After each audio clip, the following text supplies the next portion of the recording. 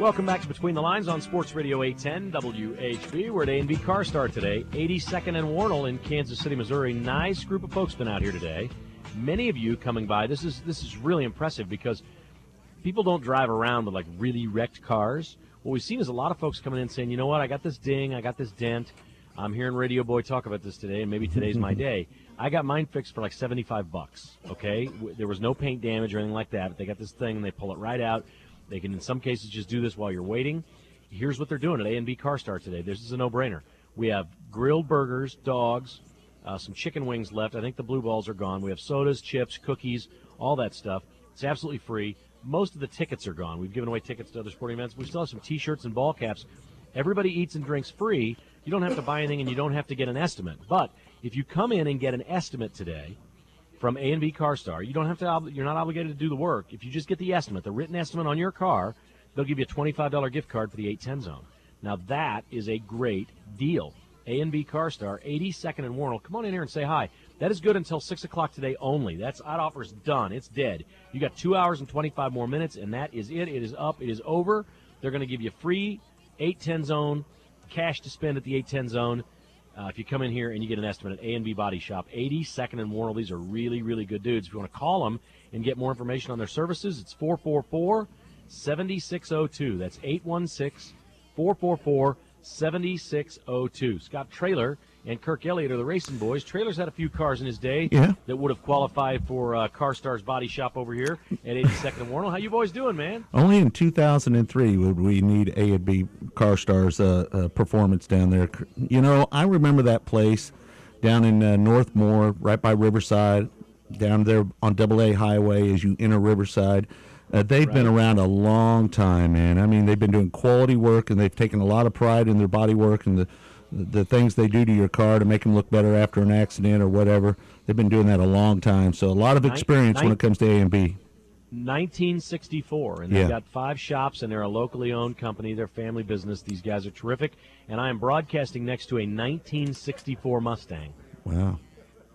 Yeah, it's cool. Yeah. That's worth cool. If you watch that Barrett Jackson auction, you will know that car is probably worth a lot of money. Those old Mustangs bring a lot of money. I asked him, and it's a 64 and a half. I don't know what that means, but I think that means it's worth less than you might think. Really? He said, no, it's not what you think. I guess the 69s are the ones that are really expensive. Mm-hmm. He said, no, this car's worth less than you think. So, but it's cool. That was like the first year that they made the Mustang, I think, 64. They started at the half year, I believe. I'm not sure on that. Yeah, I think so. It's really cool. Yeah. It's really, really cool. I know that. All right, it's the biggest week in motorsports. Mm-hmm. And Daytona's on Sunday. You can hear it here, or you can watch it. You guys are going to have a watch party Sunday? We are, and we're going to be up at the 810 zone at Harrah's Casino up in North Kansas City. And the race starts at about 12 noon. We'll be there about 11 o'clock, so come on by. Join us and watch the big, great American race on Sunday. They've got a special deal on barbecue up there, Daytona barbecue for $8.10. They're going to have specials, on the menu. It's going to be a lot of fun, and we can't wait to hang out. Kevin, you've been to these. We've done these a couple times at the 810 zone, and we usually get a big turnout, and we're hoping that we can do the same this weekend. Again, starting 11 o'clock on Sunday. It should be a lot of fun. A lot of TVs, and that is a spacious place down there at Harrah's, at the zone in Harrah's, so it's going to be a lot of fun. 810 zone at Harrah's on Sunday for the Daytona 500. We've got the Twin 150s today. Before we get into that, well, first of all, Tony Stewart won the first one, and Danica Patrick wrecked. We'll get into that in a moment. Guys, I'm telling you, I wanted to have you on earlier this week, and it just kind of slipped my mind or something. I was watching Saturday night, that Bud shootout. I don't know that I've ever seen a driver drive more impressively than Kyle Busch did Saturday night in winning the Bud shootout. We always have this discussion, who's the best driver. That's over. That's done.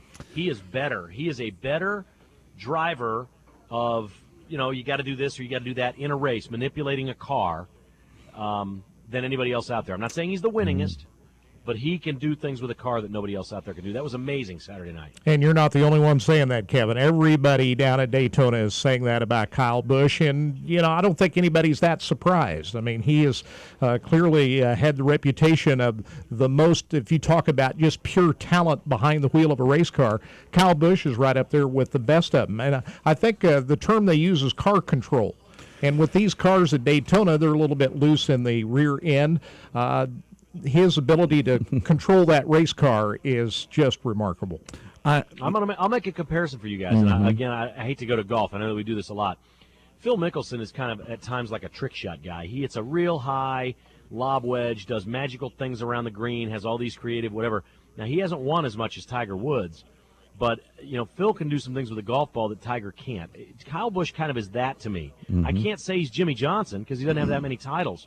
And maybe there's some strategy that's wrong. Maybe he's too impatient or too aggressive or something with the way he drives. But the things that he can do with a car, clearly better than anybody else out there. Yeah, I don't know if I would say clearly. I would think Tony Stewart would fall in that category. He's the one other driver that I can think of. But of all the guys out there, Tony Stewart and Kyle Busch are the two guys that can handle a car the best when they slide them around. And I think that's going to be important at Daytona this year. You look at the short spoiler on it. They've got stiffer springs in the back of these cars. The bumper covers are down. The cars are sliding all over the place. So a guy like, Tony Stewart, Kyle Busch, Jimmy Johnson, Carl Edwards, guys that are really comfortable with the car being nearly out of control, I think are going to thrive with this new package they have at Daytona. Well, it was a spectacular show last Saturday night. I hope people got a chance to see what Kyle Busch did. I won't count him out of any race. Where he came from, and there was many times he got spun out and got back in that thing, was simply amazing. What have you guys seen today? The first 150 is over, and Tony Stewart won, and Danica got crashed pretty bad. What happened? Well, first of all, as they were coming to the checkered flag, there was some activity out on coming down for the checkered flag, and it was not Danica's fault. She was down on the inside of the racetrack, and it looked like maybe Jamie McMurray got into Eric Almirola, the 43 car, and pushed him into Danica, and Danica's car just went spinning hard. I mean, she went fast into that inside retaining wall that's got the safer barrier. Good thing for that. But absolutely. The biggest thing everybody's talking about is she took her hands off the wheel. You don't see stock car drivers doing that. I think that comes from her IndyCar experience. It's probably a good thing she did that, but she was able to walk away uninjured. Her first big-time crash in stock car racing, and she was quick to put down the window net and get out of the car. I think she was trying to send a message that, I'm pretty tough too. I can take a big hit and get out of the car. But I will tell you, Kevin, when she impacted that wall, I looked at it and went, oh, that's not good, because she just, like Kirk said, she just came off the corner. She barely scrubbed off any speed. She probably impacted that wall somewhere around 160, 170 mile an hour. So a big-time test for Danica when it comes to these wrecks. And, we see the open-wheel drivers when they hit the wall because their tires are out there. The first thing that hits the wall is the tire. It spins the steering wheel. And I found it kind of amusing that she did that. I mean, normally you hang on to the steering wheel and you grasp onto it and wait for that impact, but she held her head when she hit the wall. That was pretty neat. It looks like the strongest drivers were in that first race. I mean, you talk about Tony Stewart. You had Kevin Harvick, Carl Edwards, Jeff Burton, Dale Jr. all running well in that race. Dale Jr. had to come in early for a stop-and-go penalty. He was able to get him way back up the front. But those drivers, I think, are going to be real players this weekend. But Tony Stewart really looked strong out there. And it looked like he was going to be a sitting duck if that crash hadn't occurred with Danica. He might have been taken over at the end the way this drafting works out, but they threw the yellow flag on the white flag lap and froze the field, and he was declared the winner. Okay, he almost won the Bud Shootout on Saturday night, and Kyle Busch got him at the very end, so he's clearly got a very good car. He's the reigning champion, and maybe is the guy to beat this year. I don't know, maybe it's Jimmy Johnson, maybe it's Carl Edwards. I don't know, you guys tell me, but I do think I recall we can't take much from Daytona. So whatever happens this week really doesn't have a lot of bearing on what's going to happen for the year. Is that correct? I would say so. We talk about the luck, and a lot of guys that get their first win happen at these plate races at Talladega and Daytona. So you're right. You go back and you look at Trevor Bayne, what he did last year. His average finish was terrible after his win at Daytona. So, yeah, I don't put much stock in it. When they get to Phoenix next week, that's going to be really the first real race of the season. There's a lot of luck that goes into this deal. But I think Edwards, Harvick, Stewart are all going to, if you base it on the way they performed last year, those guys are the drivers to watch out for no matter what kind of track you can typically just stack the top 10 in points each year, and most of those guys have the best shot of getting in because of the teams they're associated with.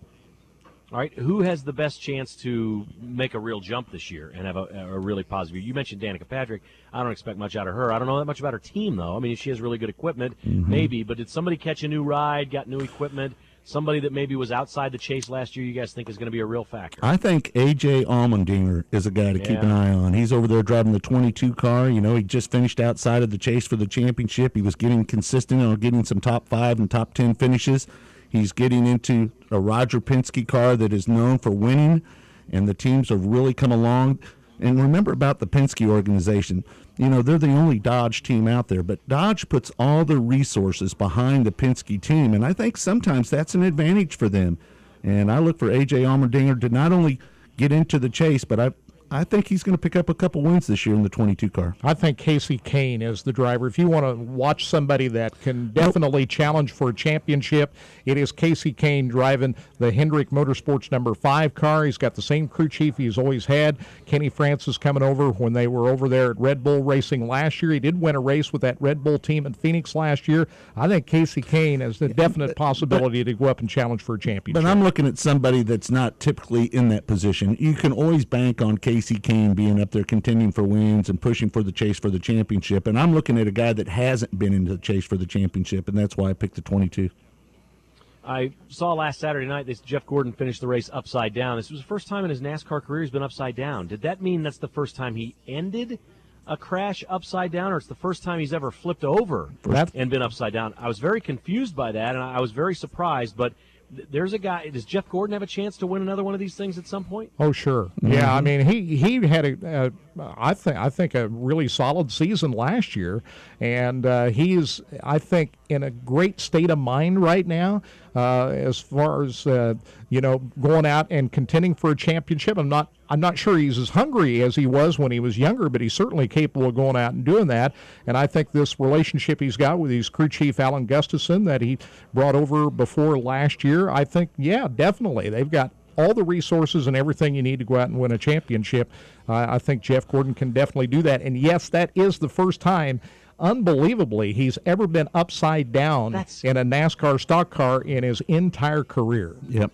That's unbelievable, and I take it he wasn't very comfortable because he was initially he was saying, get this thing turned over before you get me out of here, and I guess that's what he said on the radio, and they came out there and they got him out of the car before they turned the car over. That's got to be a terrible feeling, Scotty. You ever been upside down? I have not, Kevin, but I will tell you from speaking to drivers that have, and if you look at these new cars and the head containment seats, and then they have the Hans device, and they have all these cables that are running to them for the radios, it's more difficult to get yourself out of that seat because of the way the head containment portion of the seat is around you. You can't just drop your shoulders out of the seat. It used to be you just have little small side panels for your head, and now these are monster head restraints, and that's probably the biggest problem for him getting out of the car. And he was probably getting a little paranoid. And when you get upside down, they say that if you smell a little gas or you smell a little fumes or something, it makes you even a little more paranoid, because we know that every driver is scared of fire, and that's the worst thing that could happen, is to be pinned in your car and catch on fire, obviously. Right. Well, and whatever's dripping is dripping on you at that point. It's coming down on you. Instead of dripping onto the ground, it's dripping on you. So I get that, and they're hosing the thing if they have to and doing whatever. I just think it'd be a horrible, horrible feeling. Mm-hmm. Now, let me ask you, if he's 60 years old, which he's not now, but let's say 65 years old, he's at a family reunion. Is he from California? Yes. Jeff Gordon's from California. He moved to Indiana, but he is from California. Okay. Well, he's in Indiana. I don't care. He's in Indiana, and they're out on a big farm. Some uncle or something he's got, I don't know. And there's like 150 people at his family reunion on a beautiful Saturday afternoon, and they're having a cookout, and everybody in the family's there, and he's got a nephew that's 15 years old or something that walks up to him and starts talking about his career as a race car driver and says, what's it like to be upside down? Which I think is a legitimate question. You probably ask drivers, what's that like? If he was 60 years old and his answer was, I don't know, I've never been upside down, is that somewhat embarrassing for Jeff Gordon? Does he now wear this like a badge of honor that he's done this? No, I think it would be the ultimate compliment if he could go through his entire career and said he never did. Yeah. Now, I'm sure that he's been upside down in a midget or a sprint car before in his early years, but I think that would be something that you could hang your hat on. Yeah, to go as long as he has and win as many championships, as many races as he has, not to flip a car. It's amazing. But let me tell you, he's pounded the wall hard many, many times. He has really had some heavy impacts in his day. Wow.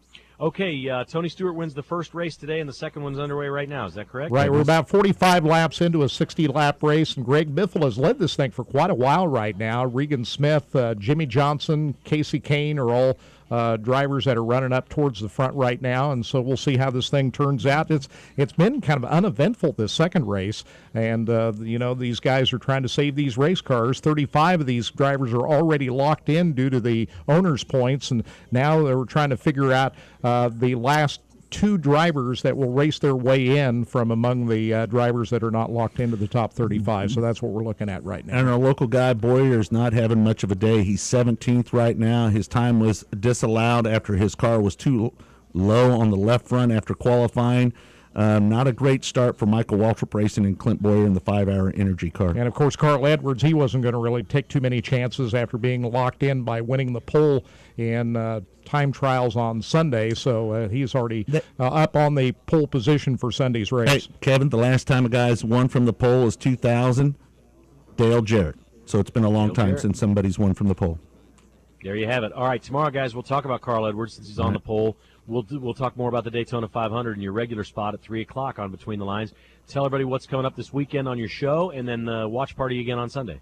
Well, we've got the track talks Saturday morning at 8 o'clock. Dave Moody, one of the voices for MRN Radio. You can hear right here on Sports Radio 810. Daytona 500 coverage on Sunday will be among our guests, and we'll play some sound, take some calls, and see who our listeners think is going to win the Daytona 500. And in hour number 2 on RacinBoys, we're going to have Kevin Eckert, who is a sprint car columnist that has a little edge to him. It should be good. That's online at RacinBoys.com. Thank you, guys. We'll chat with you tomorrow, okay? All right, thanks, Kevin. Kevin. Thanks. All right, Scott Trailer, Kirk Elliott, the Racing Boys on Between the Lines.